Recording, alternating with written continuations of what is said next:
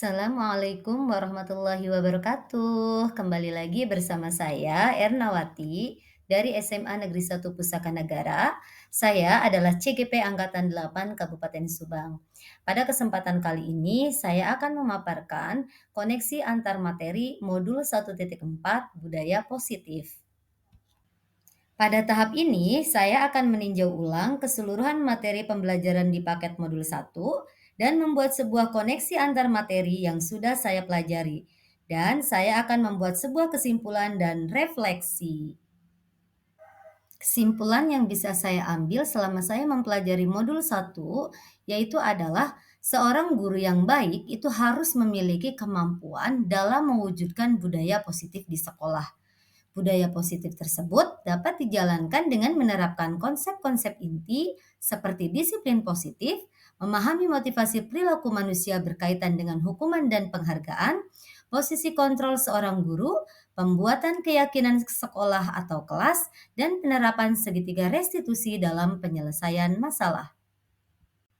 Disiplin positif itu tidak harus atau memang tidak boleh lagi dengan adanya perlakuan pemberian hukuman. Tetapi disiplin positif bisa kita maknai sebagai cara penerapan disiplin yang mengajarkan anak bertanggung jawab dan menumbuhkan kesadaran diri berdasarkan nilai-nilai kebajikan. Lebih ke arah disiplin diri yang dapat mengontrol diri dalam melakukan segala tindakan serta dapat membuat murid memahami dan menyadari berdasarkan motivasi internal, bukan akibat paksaan, pujian, dan/atau hukuman.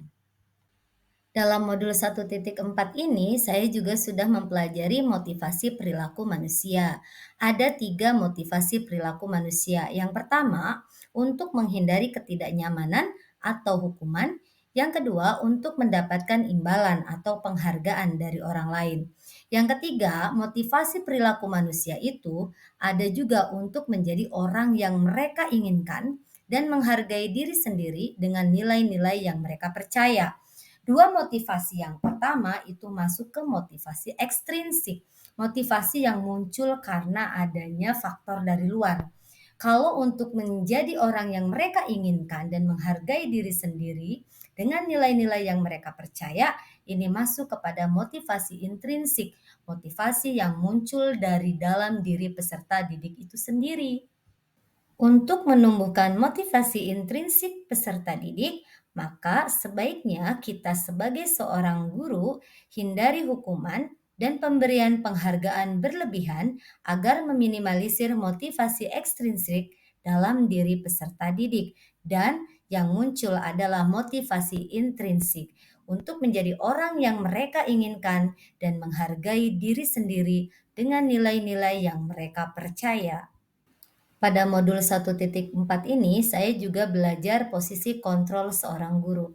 Ada 5 posisi kontrol seorang guru dalam menyelesaikan permasalahan yang terjadi di sekolah terkait dengan peserta didik. Yang pertama, posisi kontrol sebagai penghukum. Yang kedua, pembuat rasa bersalah. Yang ketiga, sebagai teman. Kemudian yang keempat, guru memposisikan diri sebagai pemantau. Yang kelima, guru memposisikan diri sebagai manajer. Di antara 5 posisi kontrol guru, untuk posisi sebagai penghukum dan pembuat rasa bersalah, ini akan memunculkan identitas gagal pada diri peserta didik, dan perilaku kontrol ini akan lebih berdampak negatif dan disampaikan juga dengan cara yang tidak dikehendaki peserta didik. Posisi kontrol sebagai teman dan pemantau ini sudah lebih baik daripada posisi kontrol guru sebagai penghukum dan pembuat rasa bersalah. Pada posisi ini, peserta didik tidak akan merasa dia sudah gagal karena telah melakukan kesalahan. Hanya motivasi yang timbul pada diri peserta didik masih bersifat eksternal atau ekstrinsik. Sebagai seorang guru, sebaiknya kita mengambil posisi kontrol sebagai manajer. Posisi kontrol ini akan menumbuhkan motivasi intrinsik pada diri peserta didik. Posisi kontrol guru sebagai manajer, di sini guru berdiskusi bersama peserta didik mencari solusi atas permasalahan yang dialami peserta didik dengan menggali solusi dan rasa tanggung jawab peserta didik itu sendiri. Guru sadar bahwa setiap orang itu memiliki pandangan yang berbeda dan gambaran yang berbeda. Guru juga menyadari bahwa setiap peserta didik juga memiliki 5 kebutuhan dasar. Yang pertama ada survival, kebutuhan bertahan hidup. Kemudian yang kedua ada kebutuhan kasih sayang dan rasa diterima. Kebutuhan yang ketiga kebebasan, yang keempat kesenangan, dan kebutuhan penguasaan yang harus dipenuhi pada diri peserta didik. Selanjutnya, dalam modul 1.4, saya juga sudah belajar mengenai keyakinan sekolah atau keyakinan kelas. Di sini, guru berperan dalam mewujudkan terbentuknya keyakinan sekolah atau keyakinan kelas dengan adanya kesepakatan antara guru dan murid. Kemudian, keyakinan sekolah atau keyakinan kelas itu berupa pernyataan universal yang mudah diingat, dipahami, dan harus diterapkan dalam lingkungan sekolah. Dalam menjalankan peran guru sebagai posisi manajer, kita bisa memanfaatkan konsep segitiga restitusi dalam penyelesaian masalah. Guru yang berperan sebagai manajer menggunakan segitiga restitusi dalam menyelesaikan masalah melalui 3 tahapan, yaitu menstabilkan identitas, validasi tindakan yang salah, dan menanyakan keyakinan. Tujuannya menghasilkan murid yang mandiri dan bertanggung jawab. Keterkaitan materi dari modul 1.1 Filosofi Ki Hajar Dewantara, kemudian modul 1.2 Nilai-nilai dan peran guru penggerak, modul 1.3 ada visi guru penggerak, dan yang keempat modul 1.4 ada budaya positif. Filosofi Ki Hajar Dewantara kaitannya dengan budaya positif bagaimana? Dengan menjalankan budaya positif di sekolah, maka akan mempermudah dalam tercapainya tujuan pendidikan nasional sesuai dengan filosofi Ki Hajar Dewantara, yaitu pendidikan yang berpihak pada murid dan bersifat menuntun tumbuh kembangnya kodrat yang ada pada murid. Yang kedua, keterkaitan budaya positif dengan nilai-nilai dan peran guru penggerak seperti apa? Budaya positif dapat terwujud jika seorang guru memiliki nilai guru penggerak yang ada 5 itu. Yang pertama, berpihak pada murid. Yang kedua, mandiri. Yang ketiga, reflektif. Yang keempat, inovatif. Dan yang terakhir, kolaboratif. Budaya positif dapat terwujud dengan mendorong kolaborasi semua warga sekolah untuk menjalankan keyakinan yang telah disepakati bersama. Selanjutnya, apa sih hubungannya budaya positif dengan visi guru penggerak? Pada dasarnya, budaya positif yang tercipta di lingkungan sekolah ini akan membuat pencapaian visi sesuai dengan yang diharapkan. Budaya positif akan membuat suasana sekolah dan seluruh warga sekolah terjalin hubungan yang harmonis dan bahagia. Sekolah menjadi tempat yang nyaman, aman, dan berpihak pada murid. Selanjutnya, saya akan melakukan refleksi pembelajaran modul 1.4. Refleksi ini dilakukan dengan cara menjawab beberapa pertanyaan pemantik yang tersedia di LMS.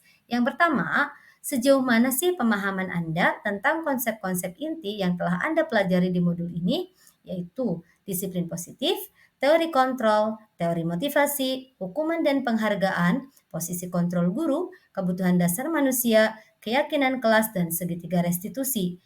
Adakah hal-hal yang menarik untuk Anda dan di luar dugaan? Saya sudah memahami tentang konsep-konsep inti di modul ini, yaitu disiplin positif, teori kontrol, teori motivasi, hukuman dan penghargaan, posisi kontrol guru, kebutuhan dasar manusia, keyakinan kelas, dan segitiga restitusi. Hal menarik bagi saya saat mempelajari modul ini adalah memberikan kesadaran bahwa pemberian hadiah pun akan berdampak tidak baik kepada motivasi peserta didik dan melakukan posisi kontrol sebagai pembuat merasa bersalah, seperti yang sering saya lakukan, belum dapat menumbuhkan motivasi intrinsik peserta didik. Hal ini tentu tidak menghasilkan perubahan yang diharapkan dalam jangka yang panjang. Refleksi selanjutnya yaitu perubahan apa yang terjadi pada cara berpikir Anda, cara berpikir saya, dalam menciptakan budaya positif di kelas maupun sekolah setelah mempelajari modul ini? Ada banyak perubahan. Yang pertama, di lingkar pengaruh terdekat saya, yaitu di lingkungan kelas. Saya membiasakan membuat keyakinan kelas setiap akan memulai pembelajaran. Yang kedua, menguatkan penyelesaian permasalahan peserta didik dengan memposisikan diri sebagai manajer, tidak lagi sebagai pembuat rasa bersalah dan pemantau saja. Kemudian yang ketiga, menyadari bahwa hal baik yang kita lakukan saat ini akan berdampak panjang pada peserta didik. Yang keempat, membuat peserta didik nyaman dalam belajar dan memperbaiki diri. Yang kelima, harus terus meningkatkan kolaborasi dengan rekan guru yang lain untuk bersama-sama melaksanakan budaya positif. Pertanyaan selanjutnya, pengalaman seperti apakah yang pernah Anda alami terkait penerapan konsep-konsep inti dalam modul budaya positif, baik di lingkup kelas maupun sekolah Anda? Saya menangani siswa yang sering telat masuk kelas setelah pergantian jam pelajaran. Saya menggunakan langkah-langkah segitiga restitusi, yaitu menstabilkan identitas, validasi tindakan yang salah, dan menanyakan keyakinan. Lalu, bagaimanakah perasaan Anda ketika mengalami hal-hal tersebut? Jelas, perasaan saya sangat termotivasi untuk terus memperbaiki diri sesuai dengan nilai-nilai kebajikan yang diyakini dan disepakati bersama untuk peserta didik yang selamat dan bahagia dengan terus menerapkan budaya positif di sekolah. Menurut Anda, terkait pengalaman dalam penerapan konsep-konsep tersebut, hal apa sajakah yang sudah baik? Adakah yang perlu diperbaiki? Baiklah, hal yang sudah baik menurut saya adalah sebagian peserta didik sudah mulai memiliki motivasi intrinsik untuk menjadi pribadi yang bertanggung jawab. Yang perlu diperbaiki adalah penguatan menangani masalah peserta didik dengan posisi kontrol sebagai manajer. Sebelum mempelajari modul ini, ketika berinteraksi dengan murid, berdasarkan 5 posisi kontrol, posisi manakah yang sering saya pakai dan bagaimana perasaan saya saat itu. Setelah mempelajari modul ini, posisi apa yang saya pakai dan bagaimana perasaan saya sekarang? Apa perbedaannya? Oke. Sebelum saya mempelajari modul 1.4 ini, posisi yang saya ambil dalam menyelesaikan permasalahan peserta didik itu adalah pembuat rasa bersalah dan pemantau. Bagaimana perasaan saya saat itu? Saat itu saya merasa menyelesaikan masalah dengan cara ini sudah baik dan efektif. Saat anak sudah susah dengan proses konsekuensi, saya alihkan mereka dengan membuat mereka merasa bersalah dan menyadarkan bahwa tindakannya mungkin merugikan orang tua, teman, dan lain-lain. Dan setelah mempelajari modul ini, ternyata saya menyadari ada posisi kontrol yang lebih baik dari pembuat rasa bersalah dan pemantau, yaitu posisi sebagai manajer. Saya merasa bagaimana? Saya merasa lega. Proses pembelajaran bagi peserta didik dilakukan dengan lebih bijaksana dan menciptakan peserta didik yang bijaksana dan bertanggung jawab. Perbedaannya perasaan peserta didik lebih terjaga dari sedih dan terluka. Sebelum mempelajari modul ini, pernahkah saya menerapkan segitiga restitusi ketika menghadapi permasalahan murid saya? Jika iya, tahap mana yang saya praktekkan dan bagaimana saya mempraktekannya? Oke, sebagian tahapan dari segitiga restitusi sudah dilakukan, tetapi belum pernah melakukan secara full 3 tahap segitiga restitusi. Yang sering saya terapkan adalah menstabilkan identitas. Untuk validasi tindakan yang salah dan menanyakan keyakinan jarang sekali dilakukan. Hanya setelah menstabilkan identitas, peserta didik diarahkan ke peraturan yang dilanggar dan konsekuensi, serta mengarahkan tindakan salahnya mungkin membuat orang-orang yang dia sayangi sedih. Refleksi yang terakhir, selain konsep-konsep yang disampaikan dalam modul ini, adakah hal-hal lain yang menurut saya penting untuk dipelajari dalam proses menciptakan budaya positif, baik di lingkungan kelas maupun sekolah? Oke, hal lain yang penting dipelajari dalam proses menciptakan budaya positif adalah melakukan kolaborasi antara sekolah dan orang tua murid, agar budaya positif ini bukan hanya dilakukan di kelas atau sekolah saja, tetapi juga diterapkan di rumah. Hal ini akan semakin menguatkan karakter baik peserta didik dalam memposisikan dirinya sebagai pribadi yang mandiri dan bertanggung jawab. Demikian pemaparan koneksi antar materi modul 1.4 budaya positif yang telah saya buat. Saya menyadari banyak hal yang perlu ditingkatkan lagi. Terima kasih saya sampaikan kepada Ibu Yuzelma STMSI selaku fasilitator dan Bapak Fajra Adha Barita SPDGR selaku pengajar praktik. Wassalamualaikum warahmatullahi wabarakatuh.